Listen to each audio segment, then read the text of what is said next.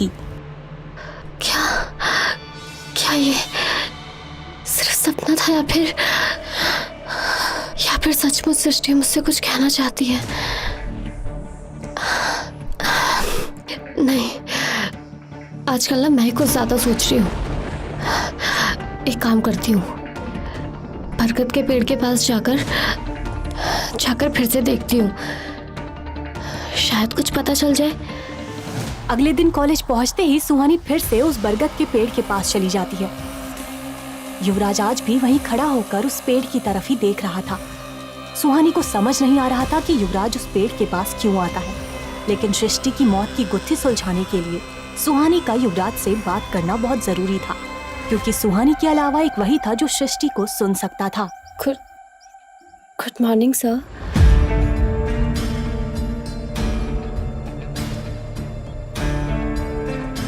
तुम यहाँ क्या कर रही हो?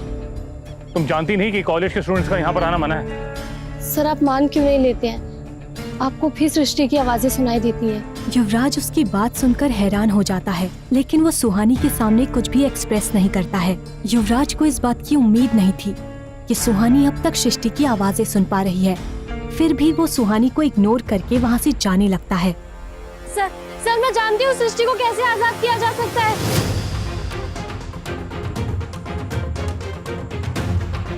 क्या जानती है इस बारे में?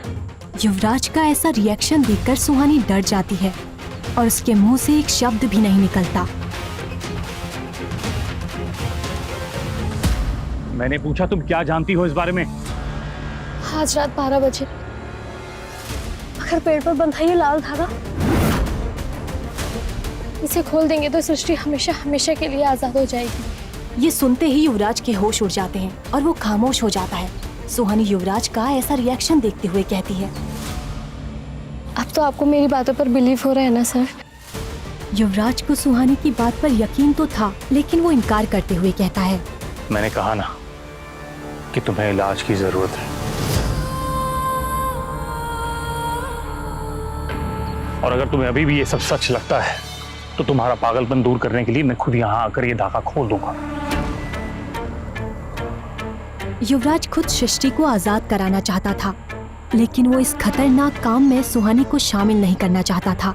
युवराज ने पहले भी कई बार सृष्टि को आजाद कराने की कोशिश की थी, लेकिन हर बार नाकामयाबी ही उसके हाथ आई थी। सृष्टि को आजाद कराने का सही रास्ता वो ढूंढ ही नहीं पाता था, लेकिन अब वो सुहानी के बताए तरीकों को भी एक बार आजमाना चाहता था। वो नहीं जानता था कि ये तरीका काम करेगा या नहीं, लेकिन वो एक और बार कोशिश करना चाहता था। आप कुछ बोल क्यों नहीं रहे हैं सर? मैंने कहा ना कि तुम्हारा ये वहम दूर करने के लिए मैं यहाँ खुद आकर धागा खोल दूंगा।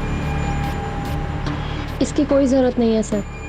अगर आपको लगता है ये वहम मेरा है तो ये धागा भी मैं ही खोलूंगी। युवराज समझ जाता है कि सुहानी मानने वाली नहीं है। ठीक है, तुम रात को यहाँ पर आकर धागा खोल सकती हो, लेकिन तभी जब मैं तुम्हारे साथ रहूंगा। तुम इस कॉलेज की स्टूडेंट हो और यहाँ पर कई मौतें हो चुकी हैं। मैं नहीं चाहता किसी और स्टूडेंट के साथ ऐसा कोई एक्सीडेंट हो। सुहानी को युवराज के लिए उसका कंसर्न अच्छा लगने लगा था, लेकिन फिलहाल वो बस पेड़ में बंधी मूली को खोलने के बारे में सोचते हुए कहती है, काश सृष्टि ने कभी सुसाइड नहीं किया होता। सुसाइड नहीं किया था। क्या?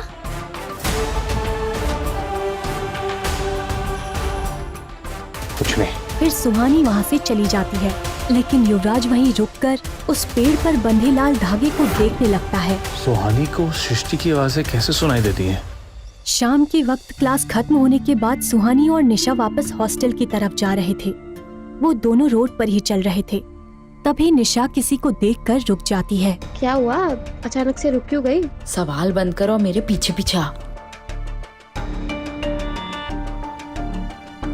Excuse me miss, excuse me. वो लगभग 35 साल की एक औरत थी और देखने में वो कोई जर्नलिस्ट लग रही थी। मैम आप वही जर्नलिस्ट हो ना जो सृष्टि के सुसाइड केस को कवर करने हमारे कॉलेज आए थे?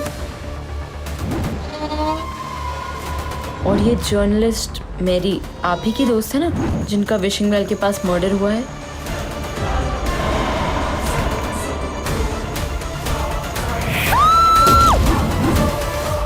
ओह sorry, my name is Nisha और ये है सुहानी। हम दोनों सेंट थॉमस के ही स्टूडेंट्स हैं। क्या कर रही है निशा? मुझे दिखाई नहीं देता वो तुझसे बात नहीं करना चाहती है। तू बस देखती जा। ये क्या, इसका पापा भी मुझसे बात करे। आजा। मैम, मुझे सृष्टि सुसाइड केस के बारे में आपसे बात करनी है। निशा के ऐसा कहते ही वो लेडी पैदल ही आगे बढ़ने लगती है। ऐसा लग रहा था जैसे वो बस निशा से दूर जाना चाहती हो। मैम, सृष्टि मेरी रूममेट थी और उसके बारे में मुझे आपसे बात करनी है। और वो जर्नलिस्ट, आपकी दोस्त, जिनका विशिंग वेल के पास मर्डर हुआ है, उसकी इन्वेस्टिगेशन में मैं आपकी मदद कर सकती हूँ। तुम मेरी क्या मदद कर सकती हो? निशा उस जर्नलिस्ट से सृष्टि की मौत के बारे में इंफॉर्मेशन चाहती थी। निशा सोच ही रही थी कि वो क्या कहे, तभी उसकी नजर सुहानी पर पड़ती है और उसे एक आइडिया आता है। जिस रात मैरी का मर्डर हुआ था, उस रास्ते से गुजरने वाला आखिरी इंसान सुहानी थी। और सुहानी ने वहां कुछ अजीब देखा था, है ना सुहानी? बता। ये पागल हो गई है क्या? कुछ भी बोल रही है। क्या सच में तुम मैरी के मर्डर के बारे में कुछ जानती हो? तो हम आपको सब कुछ बताएंगे, लेकिन पहले आपको मुझे बताना होगा सृष्टि के सुसाइड के पीछे कौन रिस्पॉन्सिबल है। सृष्टि ने सुसाइड नहीं किया था, उसका मर्डर हुआ था।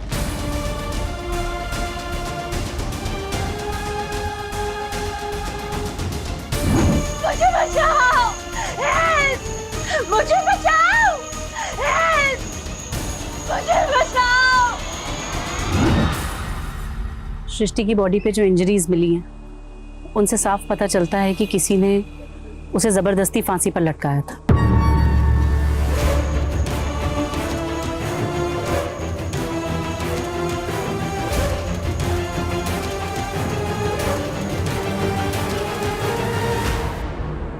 तो ये बात बाहर क्यों नहीं आई?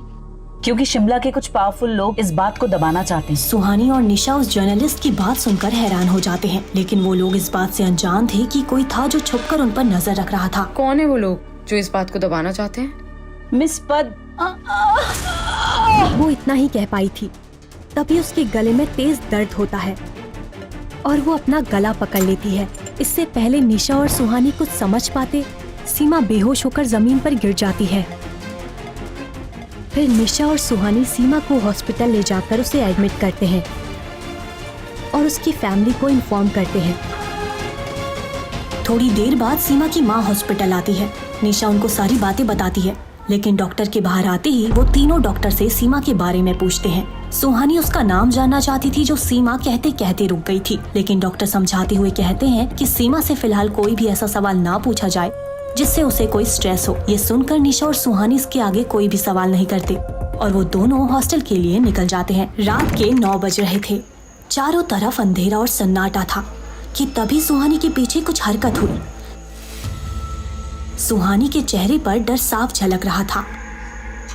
यार निशा, तुझे कुछ महसूस हो रहा है क्या? हाँ, बहुत ठंड लग रही है और भूख तो उससे भी ज्यादा लग रही है। फोन है इडियट, मतलब किसी के आसपास होने का एहसास। लो, मैडम को यहाँ पे भी भूत दिखने लगे। सुहानी, मैं क्या सोच रही थी ना, आज इस आत्मा को दिख जाने दे, फिर हम ना इसका ऑटोग्राफ लेके सारे शहर में उनकी कॉपियां बेचेंगे। सोच, हम कितने अमीर हो जाएंगे। साई के चिल्लाते ही सुहानी और निशा गिर जाते हैं। निशा बेहोश हो जाती है।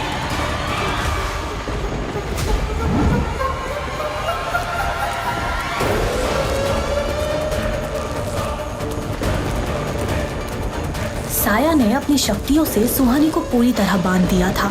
सुहानी को दर्द तो बहुत हो रहा था, लेकिन वो चीख नहीं पा रही थी।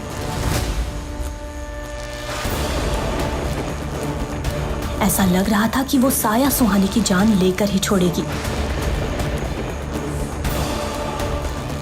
सुहानी का दर्द बढ़ता ही जा रहा था, लेकिन तभी एक तेज रोशनी सुहानी के बदन पर पड़ती है और वो साया सुहानी को आजाद कर देती है।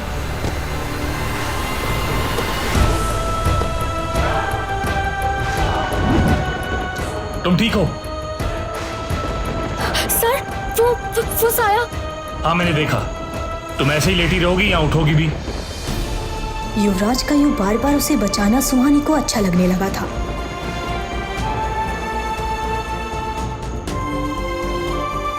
थैंक यू सर, आपने मुझे फिर से बचा लिया। फिर से? सर आप मान क्यों नहीं जाते, उस दिन इसी रोड पर आपने मुझे बचाया था। युवराज को पता था कि सुहानी सच कह रही है, लेकिन वो उससे ये बात छुपाना चाहता था। कौन है आप?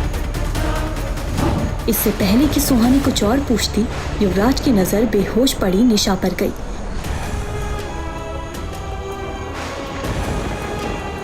इसकी सांसें धीमी हो रही हैं। इसे बचाने का एक ही तरीका है। युवराज जानता था कि विशिंग वेल के पास वाली रोड पर और रुकना सही नहीं होगा, इसीलिए वो निशा को अपनी गोद में उठाकर वहां से तुरंत निकल जाता है।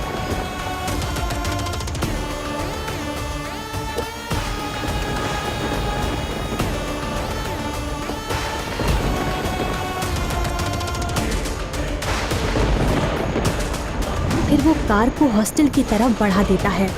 युवराज खामोशी से ड्राइव कर रहा था और सुहानी फ्रंट सीट पर बैठी हुई थी। सुहानी बीच बीच में तिरछी नजरों से युवराज को देख रही थी। ये बात युवराज भी नोटिस कर रहा था। आज पूर्णिमा की रात है, सृष्टि को आजाद करने के लिए बरगद के पेड़ के पास जाना ही होगा। आज हमें वो धागा खोलना है। मुझे याद है। युवराज का जवाब आता है। फिर वो कुछ देर रुककर आगे कहता है, मुझे अभी भी लगता है कि तुम्हें वहां नहीं जाना चाहिए। मैं वहां खुद जाकर धागा खोल दूंगा। नहीं, मैं भी साथ जाऊंगी। क्या युवराज और सुहानी सृष्टि को आजाद करा पाएंगे? आखिर कैसे हुई थी सृष्टि की मौत? कौन है उसकी मौत का जिम्मेदार? क्या इस रहस्य का आज होगा पर्दाफाश? क्या युवराज और सुहानी सृष्टि को आजाद कराने में होंगे सफल, या फिर उनके साथ होने वाली है कोई अनहोनी? क्या सीमा को कुछ ऐसा पता था जिससे सारे राज खुलने वाले थे? क्या सीमा की सच्चाई बताने से पहले ही ले ली जाएगी उसकी जान?